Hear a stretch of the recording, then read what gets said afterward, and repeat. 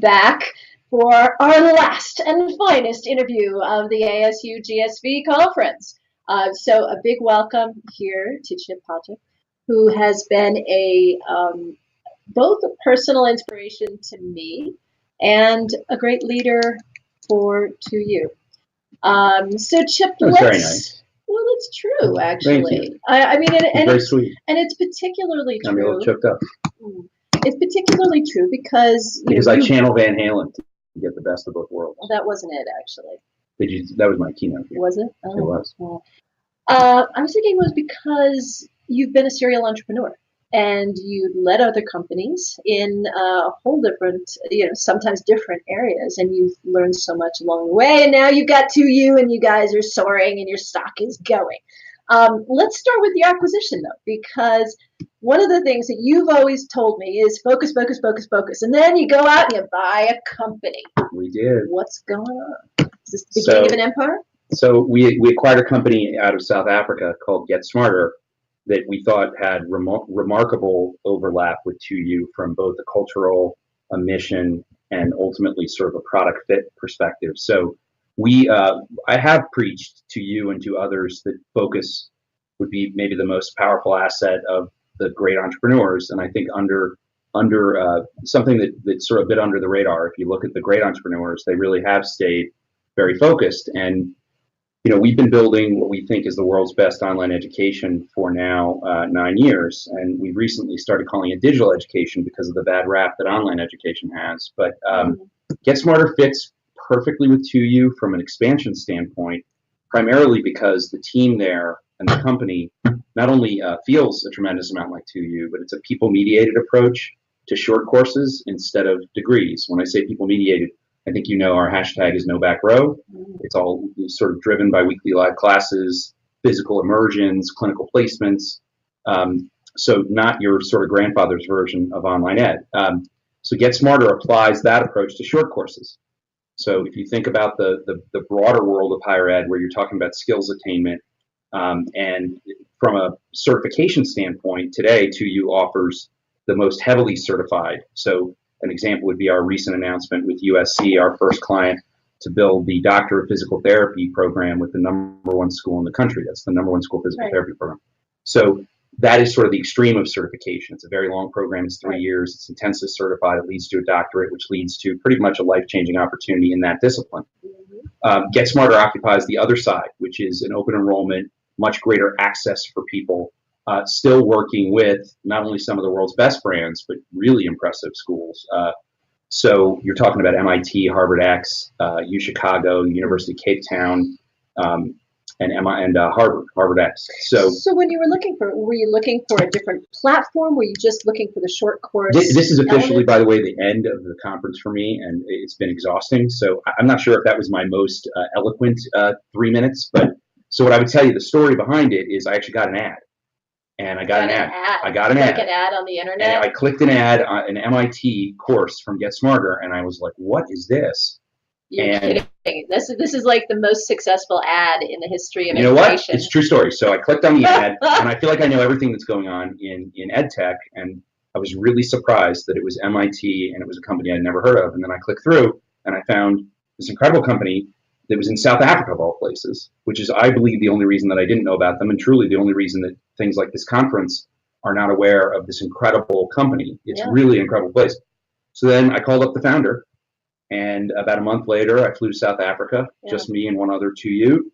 And, by the end of that trip, which was 2 days, a tentative offer was out there. Wow.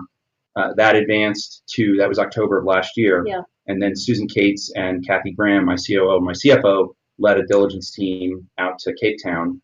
And then it got really serious, and we announced it just last week.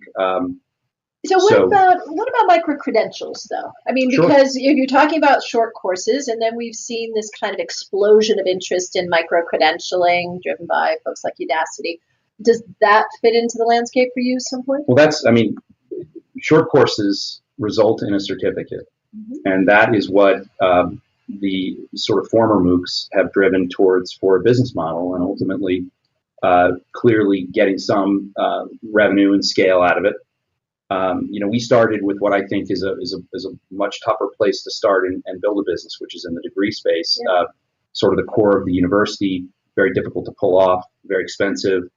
We raised a lot of venture capital. The important thing is not that we raised it, we spent it, and we learned from those mistakes over the years and didn't expand very much at all until our year 5. I mean, we really ran 4 programs in 5 years, and most of our program expansion came later. So, long answer, but certificates have always been part of the ecosystem going back to Microsoft, right? I mean, and particularly in the tech world or in the business world, from a skills standpoint, they've always been part of the picture. And if you look at the total addressable market for 2U, today we really play in a segment of 80 billion of U.S. graduate education. That's really what we do. And not that our degrees aren't offered worldwide, they are. Yeah. But it is, generally speaking, adopted by an American citizen somewhere in the world. And so the product market fit is not as good for international audiences. And that's what's great about Get Smarter, is like their number 1 market is Singapore, for instance. So it immediately does internationalize 2U, and it does get us into certificates. And we have a pretty large marketing funnel, and most of our marketing funnel ultimately does not convert to a degree. And we found that many of those people can go someplace else. Interesting. And do you think, particularly on the certificate side, do you think that we're going to see universities themselves starting to do more of this work? Now, I know that you guys have always pointed out that you put a huge amount of effort and make a huge investment. Your relationships with the universities takes years for these things to pay off. You have to do marketing, and you have to do, kind of working to get internships, all that sort of stuff. But let's stick for a moment to just the certificate stuff. Do you think we'll see more universities? They do today. Doing that already. They have for years, and they do today. I mean, the continuing education group of most of the schools, that's what they do for the most part. You don't see that many degree programs in the continuing ed groups, and those are, generally speaking, revenue generating sectors for the schools. Yeah. So what's the competitive edge there that? Well, so it's so interesting about Get Smarter is 88% completion rate. That shocked me. So when I dug in, when I say I got this ad, and then I talked to the founder, I can't overstate how impressed I was, and obviously we acquired the company, but I was so impressed with the people. I was so impressed with the product. I was impressed with their metrics, like, an 88% completion rate on a short course. Name something like that. Yeah. And why? Because ultimately it's people mediated, as they call it. We call it no back road. They call it people mediated. So what does that mean? You end up with a tutor down to a group of 12. And what is my current average weekly live class size? It's 12. So remarkable similarity. And then one final point. I do think if we were looking at this like any sort of cost or synergy play, they will continue to run as an independent subsidiary run by the founder who will report to me. And there's a reason, like that team is awesome. And we wanted that team to be able to achieve the sort of runway for this group that's out there and possible for us. And all of our clients have expressed interest in their certificates, and many of their clients have expressed interest in our degrees. So, so far it's been a pretty big win. The co-founder, Rob Paddock, was here with me for a couple of days. He's actually not now because he's visiting one of our U.S. universities right now. Sweet. So as you said, even though you guys, as you said, online education had kind of this complex sort of public opinion, you guys have been working super hard on that over the 5 or 6 years that I've known you, and it's becoming a much more comfortable thing, although maybe we'll call it digital education or whatever. And you guys have been successful, which means 2 things. Number 1 is, you're the guy that they're going to come after, right? 3U, 4U, 5U, 6U. Absolutely, they're all lining up, right? And then obviously earlier this week or last week we heard about the Kaplan deal, and that is also a really interesting deal. Okay, they're taking the universities, but we still have Kaplan Inc., which is kind of providing that collection of marketing services. So talk about the competition. What competition do you see coming after you? Well, I mean, first of all, I think it's way too early in the history of this general adoption, which is what I think is happening. So if you look at that 80 billion in U.S. graduate education, the question you should ask yourself is, why should you pick up your life, quit your job, and move to attend a great grad school if you can get everything you would get on that physical campus in the online environment? And the answer is you can. Same rights and therefore same responsibilities, same quality level, same admission standards, often the same faculty teaching you. The only reason I say often is that they have to scale up the faculty as they scale the programs. So it's a great experience. So the value proposition for graduate education is simply better done this way. So I believe in the same way that Tesla, when they talk about the addressable market for cars, they don't talk about it as a segment. They talk about it as the whole thing, because over time it will get away from fossil fuels, right? We believe that in graduate education, it will all go this way. So I don't think it's an appropriate time in the evolution of our industry to talk about share gains. And while we do think we are gaining share, I would rather have everybody win, because the biggest challenge for 2U is preconceived notions of online education are abysmal. And as more good schools do this, we actually think it puts more wind at our back than it does sort of Google pressure. So we haven't really, we believe we've seen that. Like we are getting better marketing efficiencies out of the fact that now people don't entirely want to, take out a contract on me. When in the early days, it was super controversial, right? We showed up and people were very, very worried about everything that we do hurting what is the prestige of a great school. And I think one of the reasons that we've been successful is we've had this. My team has done a really good job being brand stewards and helping the schools make this transformation. And one of the things that I talked about in my talk here yesterday was I actually really think it's not a fear of change, it's a fear of loss. And so it's all about identity loss. And they've done something exceptionally well for a really long time, but they're also very smart people and they're open to new information. And given that it's a collective, when you can get the power of the collective in a brand that has 200 years of resonance, that's a big thing. So we feel like it is a big idea, and it's happening. So I welcome the competition. Now it's my job to. And we are trying to. Anyone you're keeping an eye on particularly? Sure. I mean, we keep an eye on everybody, and one of the reasons why. Who's the top three that you're keeping an eye on? Well, one of the reasons I clicked on the ad is I was genuinely surprised by this MIT offering, and I feel like it's my job to know what everybody else is doing. So it's also my job to build a moat around the company. And right now, I feel like our team has a backhoe in that moat, and they're making it deeper and deeper. So I feel like we've done not a great job. We've done a great job building good bones. We have not necessarily done a great job explaining to the world what is in the bundle of services. So fair enough. I didn't answer your question, by the way. You totally didn't answer the question, so I'm going to ask it one more time. What about Kaplan? Kaplan, I think it says a lot about the state of online education that a sort of a broad-based public institution like Purdue, well-respected, would embrace it that way. I think that's a big positive for everybody like me in the space. I think that it's sort of fascinating to see a split, really big industry player sort of position itself as us in some ways. So I did say to the CEO of Kaplan, who's a good friend, welcome to our space, right? And so I think, so in general, I think it's a good thing for the industry. I can't tell you whether or not I think it'll be successful or not. I can tell you that I learned the hard way that this is a very complicated business. It's not just code. There are a lot of people involved. There's a lot of business process involved. And I'd say most important is we know we're not in charge. Like, it is a partnership expressed through the revenue share, but we are the subservient partner. It is their program. And when we really got good was when we really figured that out. So support them, but this is not a 2U program, it's a Berkeley program. So let's look ahead this year and maybe the next year. What do you see happening for 2U? More universities, more verticals? Because you've been fairly careful about sort of picking the vertical and the university. Are you going to start to double up on those verticals, or we have a high-class problem. The high-class problem is we have a lot. So I was just in a discussion with an advisor of ours and said, "What's your biggest challenge right now?" And I said, "Bandwidth. We are busy folks.